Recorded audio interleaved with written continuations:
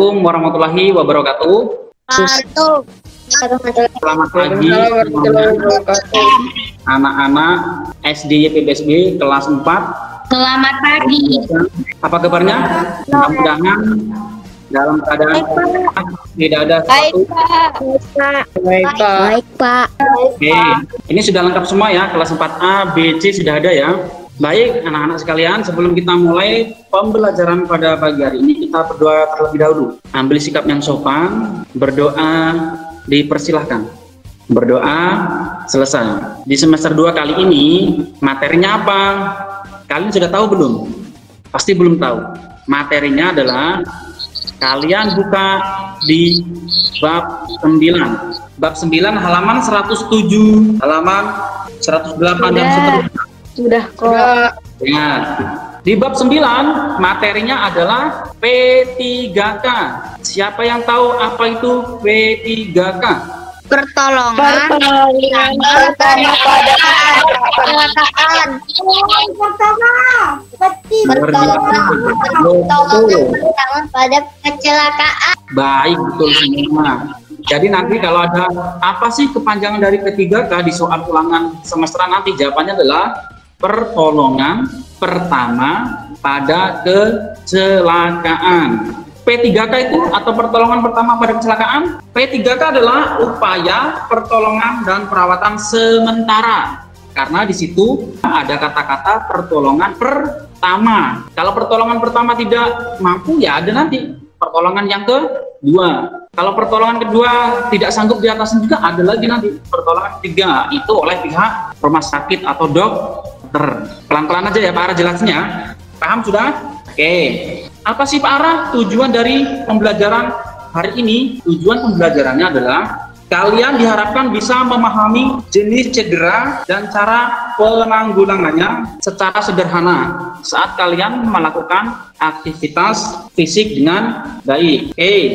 Kalian buka halaman 108, 109. Itu tadi tujuannya ya.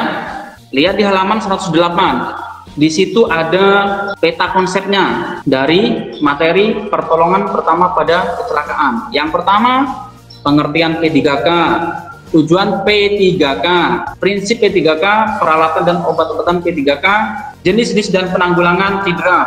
Itu semua nanti yang akan kita bahas.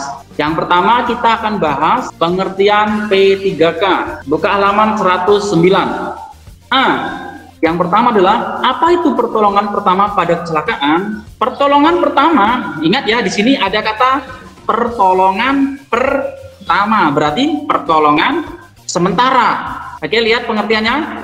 Pertolongan pertama adalah pertolongan sementara ya, yang diberikan kepada seseorang yang sakit mendadak kecelakaan sebelum mendapat pertolongan dari seseorang yang ahli, yaitu disebut dengan dokter. Ingat, pertolongan pertama pada kecelakaan itu di sini adalah pertolongan sementara. Contohnya seperti ini, ketika kalian kemah, ketika kalian olahraga, kalian cedera, pasti yang menolong pertama siapa? Teman-teman kalian kan? Parah, ada yang lecet, nah gitu kan, itu namanya pertolongan pertama. Setelah itu baru KS, itu masih kategori pertolongan pertama. Kalau kalian nggak mampu mengobatin, otomatis kita dibawa ke rumah sakit atau ke seorang yang ahli, yaitu dokter. Dokter ini sudah bukan lagi namanya pertolongan pertama, berarti sudah pertolongan lanjutan. Bisa dipahami? Bisa. Ya. Para kecepatan atau kurang pelan ini? Bisa dipahami, Pak. Baik, kalau bisa dipahami kita lanjut. Sekarang kita yang B. Apa sih tujuan dari P3K? Kalian lihat di situ ada berapa tujuannya? Itu contoh tujuannya ya. Ada 1 sampai 7. Oke. Tujuan pertama, melatih seseorang dalam menangani kecelakaan dengan tepat dan cepat. Contoh tujuan yang ke-6, mencegah bahaya cacat. Contoh tujuan yang 7, memberikan rasa tenang, mengurangi rasa takut atau gelisah pada penderita. Maksudnya apa yang tujuan nomor 7 ini? Contohnya ketika kita olahraga, ada anak yang keseleo, masa kalian biarkan aja? Nggak mungkin kan?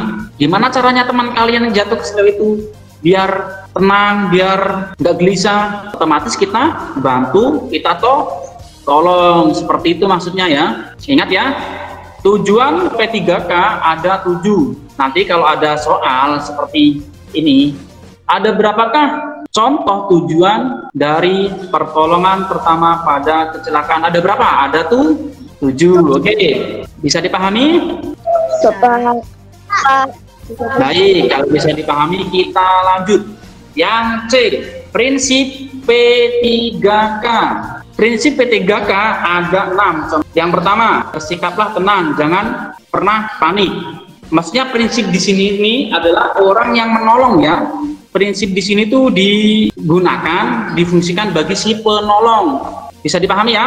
Membantu yang lagi cedera seperti itu. Prinsip yang pertama adalah bersikaplah tenang, jangan pernah panik. Yang kedua, periksa pernapasan korban. Nah, ya kan?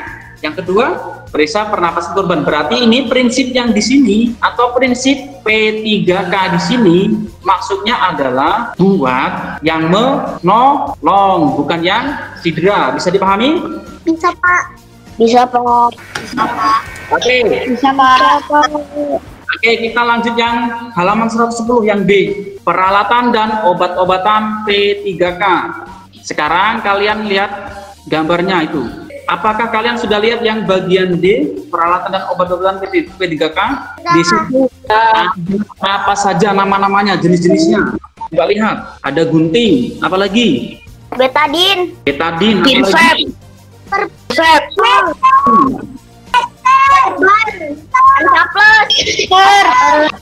elastik.